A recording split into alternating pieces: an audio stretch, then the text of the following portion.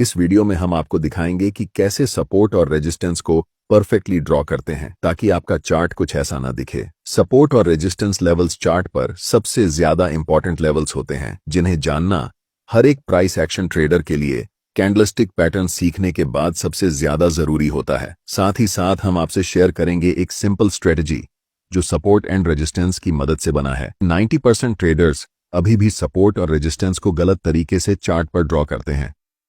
ये इतना इंपॉर्टेंट क्यों है? क्योंकि अगर आप सपोर्ट और रेजिस्टेंस को अच्छे से ड्रॉ करना सीख गए तो आप मार्केट के टॉप और बॉटम को ट्रेड कर सकते हैं, जो कि हर ट्रेडर का सपना होता है। ऐसी ट्रेड्स में बहुत बड़े बड़े प्रॉफिट देखने को मिलते हैं और उनकी विन रेट सबसे ज्यादा होती है। इसे एक एग्जाम्पल के साथ समझते हैं। यहां एक रेजिस्टेंस लेवल है जहां प्राइस नीचे से ऊपर गई है, लेकिन इस लेवल से मार्केट रिवर्स हो जाती है। नेक्स्ट टाइम जब भी प्राइस दोबारा इस लेवल को हिट करती है तो बहुत ज्यादा चांस होता है कि प्राइस वहां से नीचे की तरफ रिवर्स कर जाए। ऐसी सिचुएशन में आप सेल ट्रेड में एंट्री कर सकते हैं और आपको बहुत बड़ा प्रॉफिट हो सकता है। एक बड़ी मिस्टेक जो लगभग सभी बिगनर ट्रेडर्स करते हैं वह है कि वे चार्ट पर मल्टीपल लाइंस ड्रॉ करते हैं, जैसे कि इस एग्जाम्पल में। अगर आप ऐसा कुछ कर रहे हैं तो समझ लीजिए कि आप बहुत बड़ी मिस्टेक कर रहे हैं और आपको सपोर्ट और रेजिस्टेंस के बारे में कुछ भी सही जानकारी नहीं है, क्योंकि ऐसी लाइंस सिर्फ आपको कंफ्यूज करती हैं।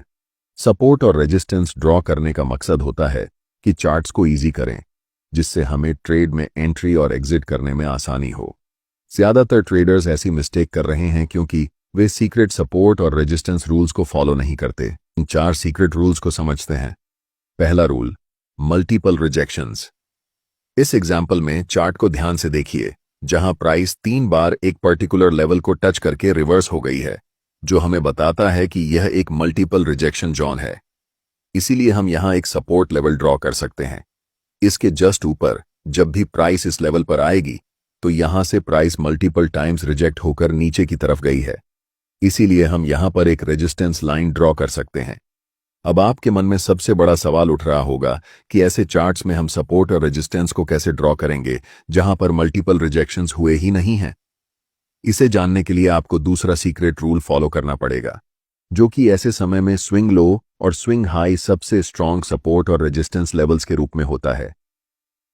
इस एग्जाम्पल में प्राइस ने मल्टीपल रिजेक्शंस नहीं लिए हैं, लेकिन प्राइस ने एक स्विंग हाई बनाई है और वहां से रिवर्स हुई है, और वह भी छोटा सा रिवर्स नहीं बल्कि एक बड़ी रेड कैंडल बनाकर नीचे आई है। ऐसी सिचुएशन में आप इस लेवल पर रेजिस्टेंस लाइन ड्रॉ कर सकते हैं। नेक्स्ट एग्जांपल देखिए। प्राइस धीरे धीरे नीचे आई है, लेकिन इस इंपॉर्टेंट लेवल से प्राइस स्ट्रांगली बड़े बड़े ग्रीन कैंडल्स बनाकर ऊपर गई है। इसीलिए यहां पर आप एक सपोर्ट लाइन ड्रॉ कर सकते हैं, जो इस समय सबसे ज्यादा इंपॉर्टेंट होगा।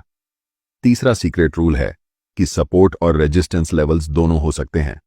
सपोर्ट रेजिस्टेंस की तरह एक्ट कर सकता है और रेजिस्टेंस सपोर्ट की तरह एक्ट कर सकता है।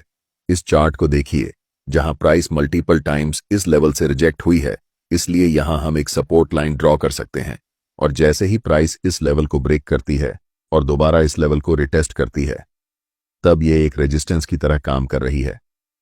हम साफ साफ देख सकते हैं कि सपोर्ट लाइन अब रेजिस्टेंस लाइन बन गई है। चौथा सीक्रेट रूल, जो भी लेवल्स आप चार्ट पर ड्रॉ करते हैं वे लेवल्स करंट प्राइस के आसपास होने चाहिए। जब आप लेवल्स ड्रॉ करते हैं चार्ट पर, तो ऐसे लेवल्स कभी ड्रॉ नहीं करना है जो कि करंट प्राइस से बहुत दूर हों, जैसे कि इन 2 लेवल्स के, क्योंकि हमें इन लेवल्स की जरूरत नहीं है। हमें चार्ट्स पर सिर्फ वही लेवल्स ड्रॉ करने हैं जो कि हमारे लिए अभी काम आने वाले हैं। याद रखें, जब आप बहुत सारी लाइंस चार्ट्स पर ड्रॉ करेंगे तो आप कंफ्यूज हो जाएंगे। इस सिचुएशन में आपको यहां एक सपोर्ट लाइन ड्रॉ करनी है, क्योंकि जब भी प्राइस इस लेवल पर आती है तो यहां से एक रिवर्स मूव जरूर आती है। साथ ही हम इस इंपॉर्टेंट लेवल पर रेजिस्टेंस लेवल भी ड्रॉ करेंगे, क्योंकि प्राइस इन लेवल से मल्टीपल टाइम्स रिजेक्ट होकर नीचे की ओर आई है। चार्ट्स पर सिर्फ यही 2 लेवल्स हैं जो हमारे लिए अभी काम करेंगे। इन सभी 4 सीक्रेट रूल्स को अच्छे से समझ लिया है। अब देखते हैं कि इन्हें लाइव चार्ट पर कैसे अप्लाई करना है। ये जानते हैं। इस एग्जाम्पल में हम यहां एक रेजिस्टेंस लेवल ड्रॉ कर सकते हैं, क्योंकि प्राइस जब भी इस लेवल पर आई है यहां से रिवर्स होकर नीचे की तरफ गई है।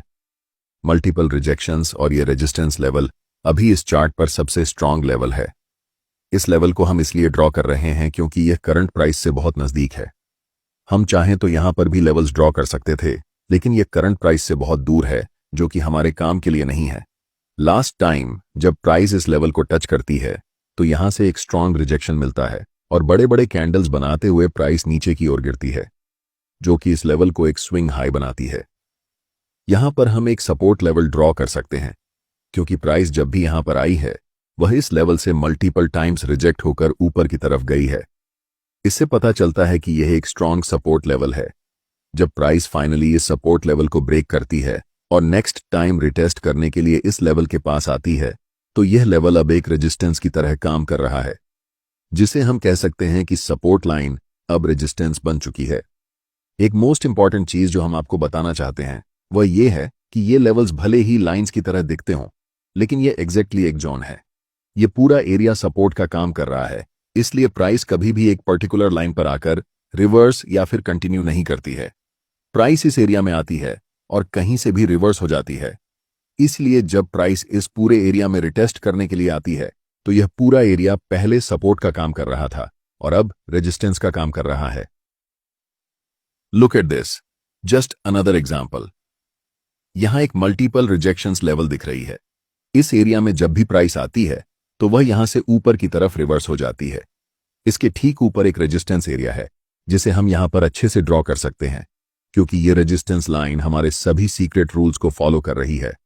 अब आपसे एक सवाल है, क्या आप यहां पर सपोर्ट लाइन ड्रॉ करेंगे? द आंसर इज बिल्कुल नहीं, क्योंकि यह सपोर्ट लाइन करंट प्राइस से बहुत दूर है, जो कि हमारे काम की अभी फिलहाल नहीं है।